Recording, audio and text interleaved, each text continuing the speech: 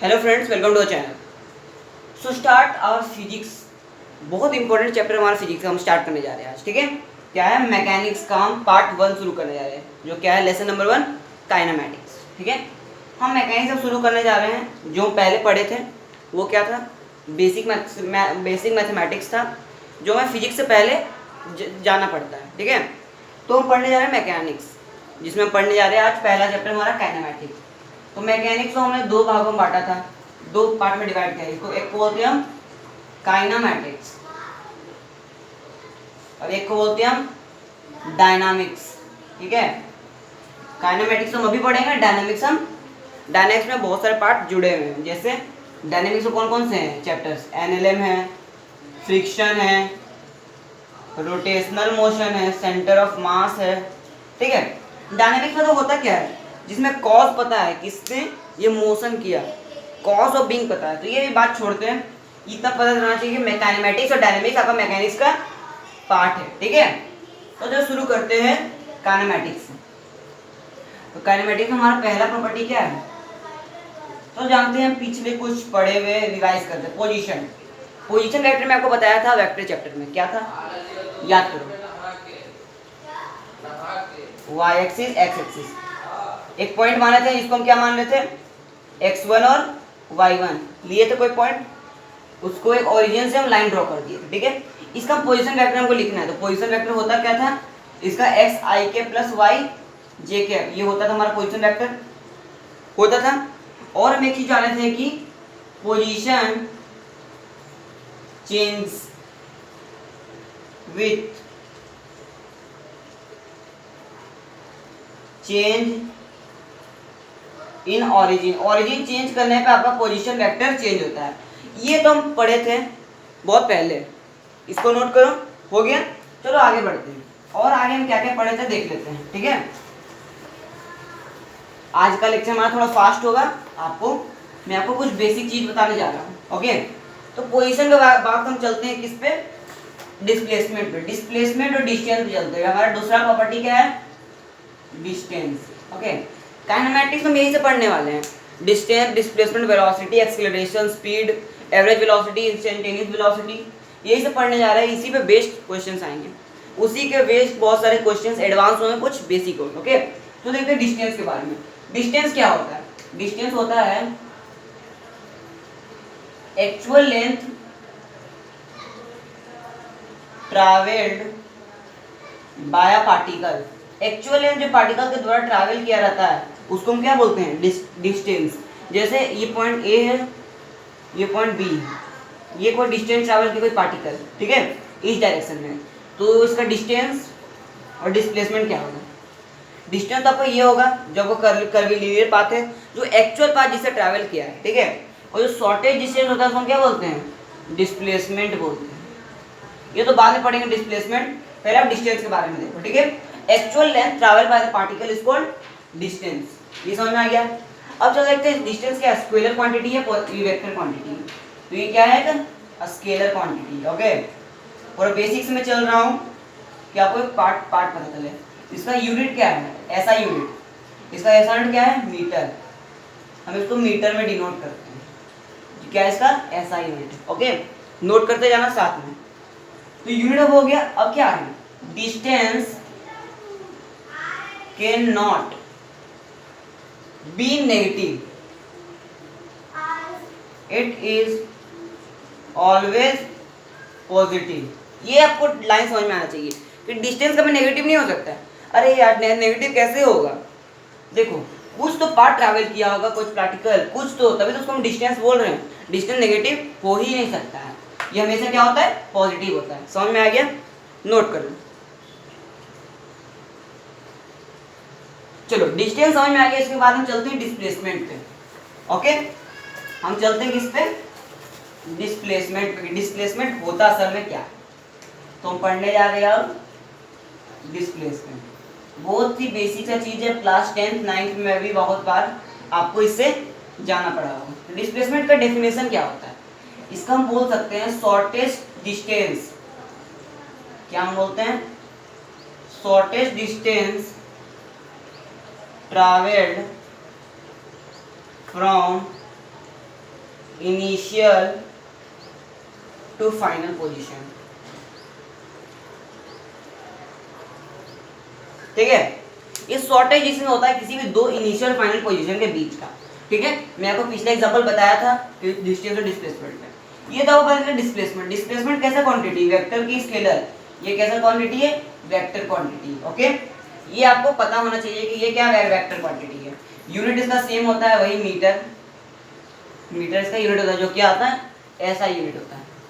ये आपको पता होना चाहिए, सब बहुत बेसिक सा बात है।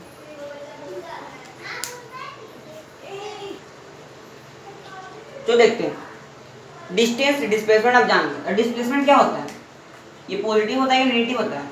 इसका होता है इट इज पॉजिटिव, नेगेटिव और जीरो।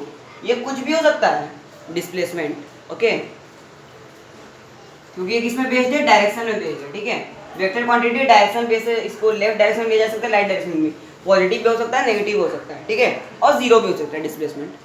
कि जैसे डिस्प्लेसमेंट जीरो पे हो जाएगा, ए पॉइंट है, बी पॉइंट है, कोई पार्टिकल ऐसे गया फिर ऐसे आ गया, तो कितना डिस्प्लेसमेंट, ये डिस्प्लेसमेंट ट्रैवल किया, जीरो। वहीं आ गया, इनिशियल टू फाइनल पोजीशन होता है, सेम डिस्टेंस पे तो आ गया।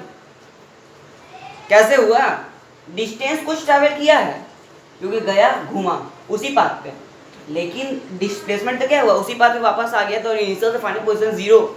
ठीक है, तो यहाँ डिस्प्लेसमेंट क्या हो जाता है, जीरो। Displacement zero. इसको ऐसे बना लो, ऐसे गया फिर ऐसे आया। ठीक है, समझ में आ गया। और आगे बढ़ते हैं,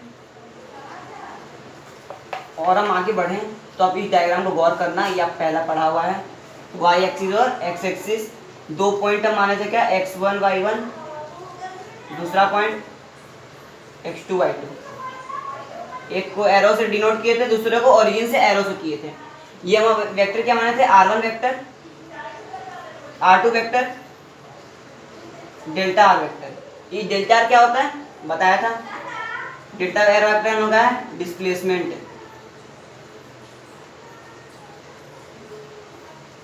डेल्टा r को कैसे डिनोट करते हैं, वेक्टर रोल से, r1 vector minus r2 vector, पता है। अब चलो, और इसको कैसे लिख सकते हैं, x1 plus x2 i cap minus y1 plus y2। Note कर लो, आइडिया समझ में। ये वेक्टर हम लिख लिए, मैग्नीट्यूड अच्छा बता दें, स्क्वायर कर दो, उसका रूट कर दो, x2 माइनस x1 का whole square, yes, plus y2 minus y1 का होल स्क्वायर। आया समझ में, कोई डाउट? रब कर देते हैं। ये सब तो हमारा था बेसिक अंडरस्टैंडिंग था। ओके, उसके बाद हम चलते हैं कंपोनेंट्स निकालने का। आपको मैं बताया हूँ कि कंपोनेंट्स कैसे निकाल जाते हैं। वेक्टर कंपोनेंट आपको बताया है ना, रेज ऊपर से डालो नीचे से डालो। जैसे देखो, कोई वेक्टर ये आर है, ठीक है, थीटा यहाँ पर है, इसका ये component R cos theta, R sine theta. Simple सा क्वेश्चन है, बन जाएगा, कोई डाउट नहीं। तो इसे नोट कर लिए, हो गया होगा। चलो देखते हैं अब डिस्प्लेसमेंट का डायरेक्शन भी सही, क्योंकि वेक्टर क्वांटिटी डायरेक्शन कैसे निकलता है, डेल्टा आर आई कैप। तो डेल्टा आर कैप क्या होगा, delta R vector by delta R का मैग्नीट्यूड। डेल्टा आर वेक्टर क्या होगा, अरे यार सिंपल सा बात है, अभी तो बताया, x2 minus x1 I cap plus y2 minus y1 J cap, बताया। मैग्नीट्यूड कर दो, अंडर रूट करके स्क्वायर, x2 माइनस x1 का whole square plus y2 minus y1 का होल स्क्वायर। नोट कर लो, आगे समझ में, आगे समझ में। चलो मैं क्वेश्चन देता हूँ, बहुत बेसिक सा क्वेश्चन है, बताना। पार्टिकल पोजीशन है ए बी, 3 पाथ है, ठीक है, पाथ 1 2 3। ओके, आया समझ में। चलो मुझे बताओ distance displacement in path 1, distance and displacement in path 1। Distance क्या होगा, सोच के बताओ। आया? और डिस्टेंस तो x1 ही रहेगा ना, 1 में जो डिस्टेंस ट्रैवल किया वो x1 और डिस्प्लेसमेंट तो x2 होगा। अब पार्ट 2 में बात करो, वही डिस्टेंस और डिस्प्लेसमेंट हो जाएगा x2 और डिस्प्लेसमेंट तो वही रहेगा। और पार्ट 3 का चलो बात करते हैं, डिस्टेंस और डिस्प्लेसमेंट। डिस्टेंस क्या हो जाता है हमारा, x3 हो जाएगा, लेकिन डिस्प्लेसमेंट x2 रहेगा। मतलब यहाँ से हमको ये पता चला कि कोई भी पाथ लो, एक ही इनिशियल पोजीशन है, लेकिन उसका डिस्प्लेसमेंट क्या होता है, 1 डिस्प्लेसमेंट होगा। ठीक है, देखो पाथ 1 में भी वही डिस्प्लेसमेंट, इसमें भी वही डिस्प्लेसमेंट, इसमें वही डिस्प्लेसमेंट। तो ये हमको आज पता चल गया कि एक ही डिस्प्लेसमेंट होगा। आप पढ़ लो, इसको नोट करो, इसको मैं इरेज कर देते हैं। चलो देखते हैं, 3 आपको डायग्राम दिया है, इसमें क्या बताना है। ए से बी एक डायग्राम मतलब डिस्टेंस है, ए से बी हमको क्या निकालना है, डिस्टेंस और डिस्प्लेसमेंट। ओके, ए से बी जाने में डिस्टेंस क्या है, मानो लेंथ x है, तो डिस्टेंस तो हो जाएगा x हो जाएगा, और डिस्प्लेसमेंट क्या होगा, ये भी x ही होगा, सेम पाथ होगा क्योंकि शॉर्टेस्ट पाथ तो यही है। अब b से a आ गया तो यहाँ डिस्टेंस क्या होगा, x ही होगा, और डिस्प्लेसमेंट -x, क्योंकि अपोजिट डायरेक्शन में गए हैं। हम एक ही डायरेक्शन में पॉजिटिव मान सकते हैं, चाहे इस डायरेक्शन में पॉजिटिव मानो, इस डायरेक्शन में पॉजिटिव, या इसको पॉजिटिव, एक पॉजिटिव तो एक नेगेटिव ही होगा, समझ में आ गया। तो ये हमारा ये आ गया, तो टोटल डिस्टेंस 2x और टोटल डिस्प्लेसमेंट 0। आया समझ में, क्यों एक ही पाथ में वापस आके लौट जाते हैं तो डिस्प्लेसमेंट क्या होता है, 0 हो जाता है। ओके, चलो नोट हो गया। ये देखो, ये पाथ है, ऐसे कोई पार्टिकल मूव कर रहा है, देखो डायरेक्शन पता है, डिस्टेंस क्या होगा, रेडियस निकालो इसका डिस्टेंस, और सेम ही चलेगा पाई आर हो जाएगा, और डिस्प्लेसमेंट, डिस्टेंस दोनों रेडियस मल्टीप्लाई 2r हो जाएगा डिस्प्लेसमेंट। और इतना आसान तो क्वेश्चन था। ये देखो, इसमें आपको क्या बताना, देख ले, इसमें देखो ये आपको क्लॉकवाइज मूव कर रहा है कोई पार्टिकल, ठीक है, ऐसे मूव कर रहा है, ऐसे मूव कर रहा है। ओके, तो हमको बता दो तो ए से बी तक का डिस्टेंस और डिस्प्लेसमेंट, ए से बी तक डिस्टेंस क्या होगा, अरे जल्दी ट्राई कर, नहीं बनाते, ए से बी तक डिस्प्लेसमेंट पूछा है, डिस्टेंस ना पूछे हैं। तो देखो यहाँ से यहाँ तक आपका रेडियस है r है, और यहाँ से यहाँ तक भी आपका r ही है, क्योंकि रेडियस ही है, मिड आपका पॉइंट है, तो यहाँ से यहाँ तक निकालना है, नहीं निकलेगा, ट्राई करके देख, बना देख, हाफ बोला तो पाई आर, तो इसका हो जाएगा पाई आर बाय 2। हमको ये निकालना है हमारा क्या, डिस्प्लेसमेंट ए से बी, फिर बी है, ए से बी तक का डिस्प्लेसमेंट, तो ये शॉर्टेस्ट पार्ट है, स्ट्रेट लाइन है ना, तो ये आर ये हो जाएगा √2r। सिंपल है यार, ये तो एंगल 90 डिग्री है,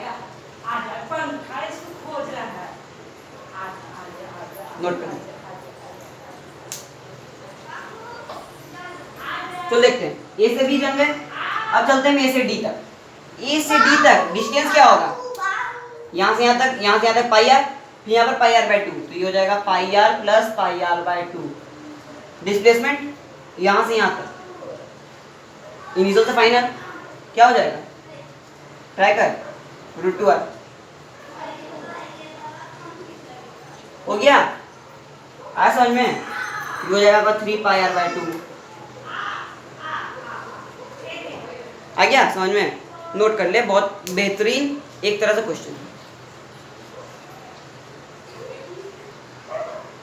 तो आज के लिए इतना ही काइनेमेटिक्स, अगले लेक्चर में बात करेंगे कि आगे में क्या पढ़ना है। ठीक है, ऑल द बेस्ट।